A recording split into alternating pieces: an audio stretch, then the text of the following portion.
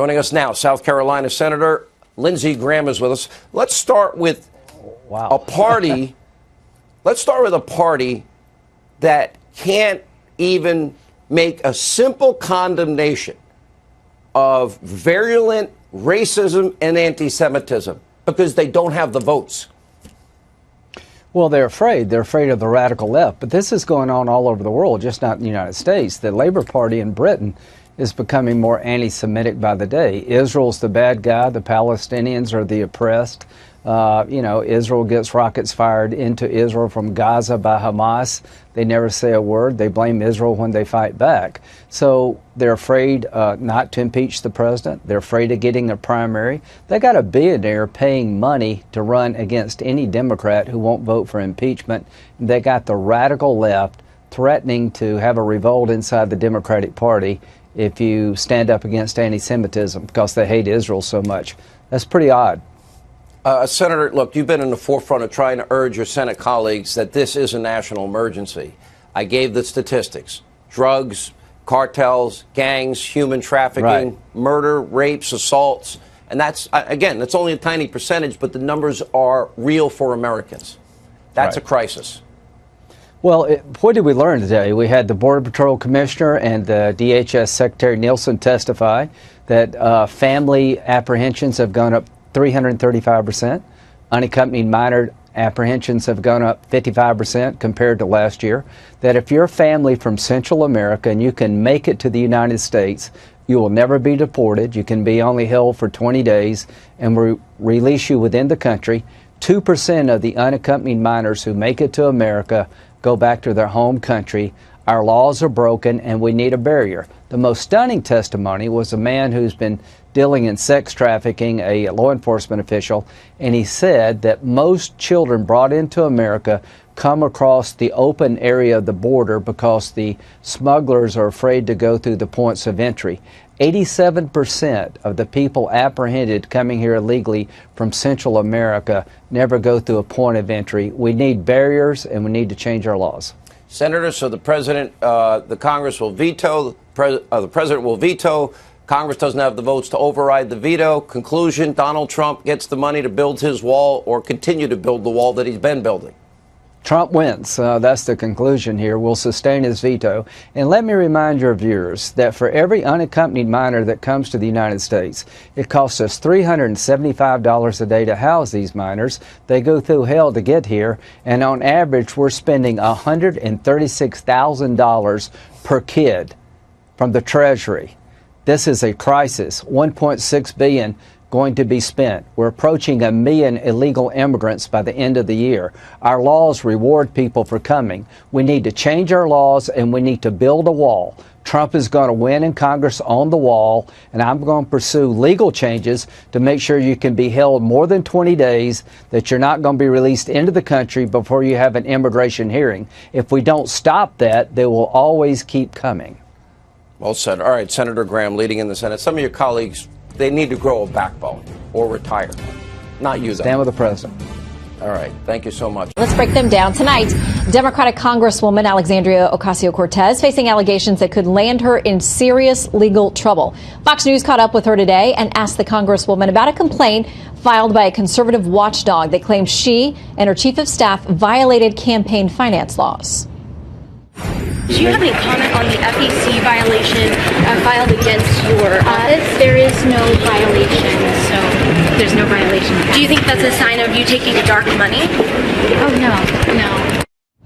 Okay, let's bring in the former chief counsel for the House Judiciary Committee, Julian Epstein, White House correspondent for the Daily Caller, Sagar Enjeti, and from the Heritage Foundation, Hans von Spakovsky. By the way, a former member of the Federal Election Commission himself. So, Hans, I'll start with you. You've seen the filings. What do you make of the case so far?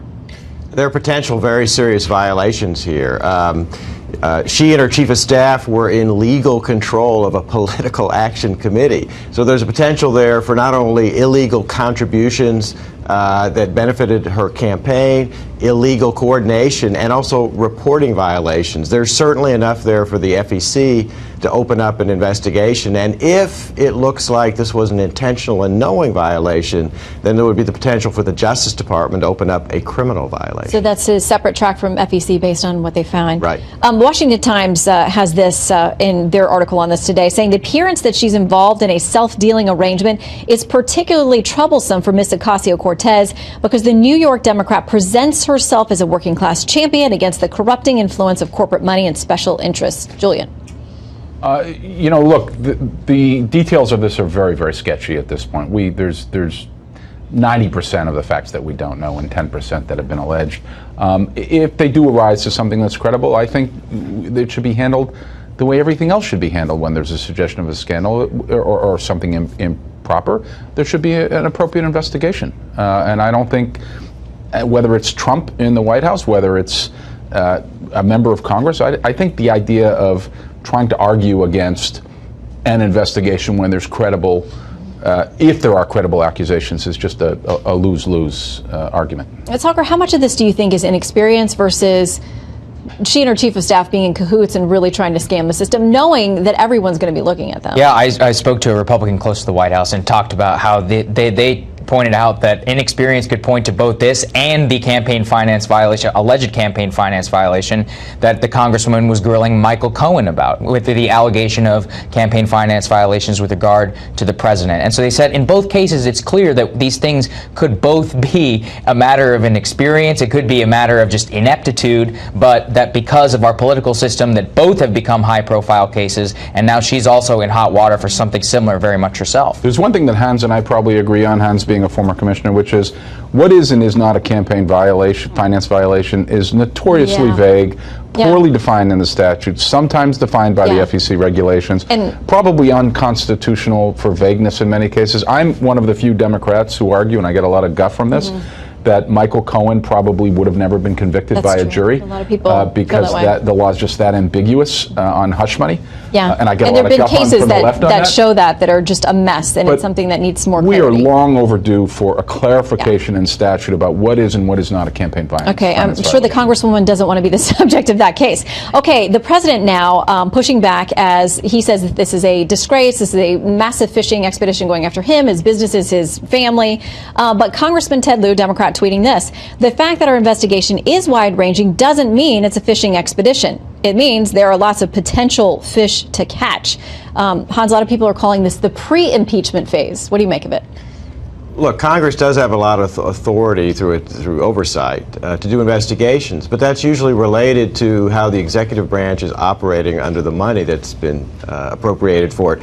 And also, if new legislation is needed. I haven't seen any of that here, and I haven't seen any specific evidence of actual violations of the law, which is usually a basis before you start an investigation. I have to say, Adam Schiff seems to be copying Joseph McCarthy in wanting to open up investigations when they don't actually have any evidence of any wrongdoing. Well, he says they do, and he has a gut feeling about it, and they keep saying, well, we need more facts, but they are making plenty of allegations in the meantime. Stephen Collinson, an analyst, has said this: it's basic politics for Democrats not to call their investigations an impeachment drive right now. To do so would hand the GOP a gift, as it claims the fix is already in, Sagar. Yeah, and you have several congressmen who have already come out and said that they believe that the president has obstructed for justice. Those are the pre-statements prior to the issuance of this. It's interesting when what Kristen was talking about earlier with the president's strategy towards this. He was citing President Obama's executive privilege. That was something that did not work out for President Obama when he cited executive privilege when it came to the Fast and Furious case. So it's setting down for a big showdown with the White House. Well, and Brit Hume tweeted this today about all these requests. He says Special Counsel Mueller has had investigative resources that go far beyond what is available to a congressional committee. If Mueller finds no collusion, is it likely Schiff and his new lawyer will be able to, Julian?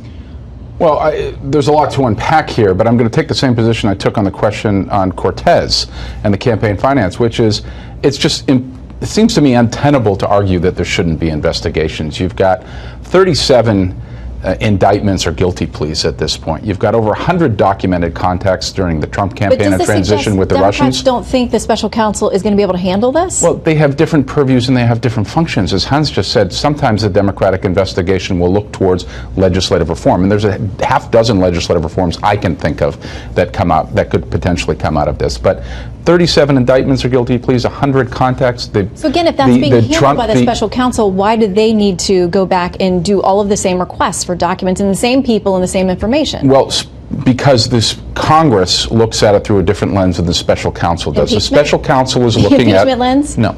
The special, not necessarily. The special counsel is looking at whether to prosecute or not prosecute. Period. End of case. It could make a recommendation on impeachment. Congress can be looking at impeachment. I don't think the impeachment case has yet been made. It might be made. We have to wait and see what the facts show. Congress could be looking at a whole host of other reforms. It could be looking at enforcement on the emoluments clause. It could be looking at whether there should be a statutory basis for prosecution of a president when he leaves office. When you're talking about the 100 contacts that were had with the Russians during the campaign and transition, sharing of intelligence information, the Trump team meeting with Russian officials at Again, all things that the special counsel is looking at. Right, but there is a reason for Congress to have a separate process. One is because it may be looking at legislative reform. Two is, if you are going to do something, whether it's ultimately a decision on prosecution of the president or somebody else, or impeachment or somebody else, you have to make a public case on this. Yeah. The Federalist Papers 65 were very, very instructive on the question. Yeah. Very, very instructive on the question on impeachment. It was that it is a political question. You have to make a political case to the body politic and to the public. And we've heard a number of Democrats, including the House Judiciary Chair, but Mueller doesn't do that. saying, well, I'm making a public record now because I have to convince the American people before we go for impeachment. We've got to leave it there. And there's a lot to be said for that. Okay. All right.